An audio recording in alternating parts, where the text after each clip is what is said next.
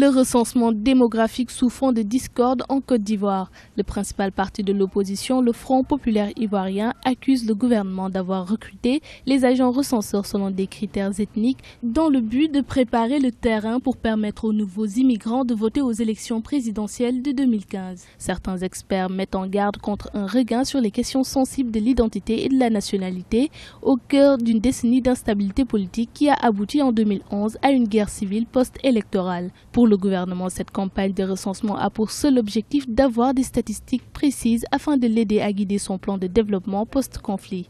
Notre objectif, c'est d'aller plus vite et plus loin et faire en sorte que notre chère Côte d'Ivoire devienne un pays émergent en 2020.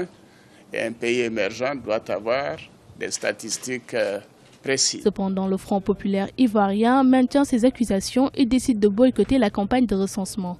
La position aussi du boycott du recensement général de la population. Et je voudrais inviter nos militants, en tout cas toute la population, à respecter scrupuleusement cette position parce qu'il s'agit d'une question de principe et qu'il s'agit d'une question fondamentale pour la réconciliation nationale et pour la paix. Ces révisions visent, selon les autorités, à faciliter l'accès à la citoyenneté pour des millions d'étrangers qui sont soit résidents de longue durée, soit nés en Côte d'Ivoire. Nous recensons tous ceux qui vivent en Côte d'Ivoire, qu'ils soient ivoiriens ou pas, qui remplissent les conditions d'éligibilité ou d'être électeurs ou pas.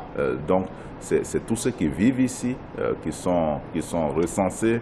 Officiellement lancé en mars 2014 avec 6 ans de retard, ce recensement est le 4e de l'histoire de la Côte d'Ivoire. Le coût de l'opération est estimé à 12 milliards de francs CFA et près de 30 000 agents recenseurs sont mobilisés sur le terrain. Les résultats préliminaires sont attendus en juin 2014.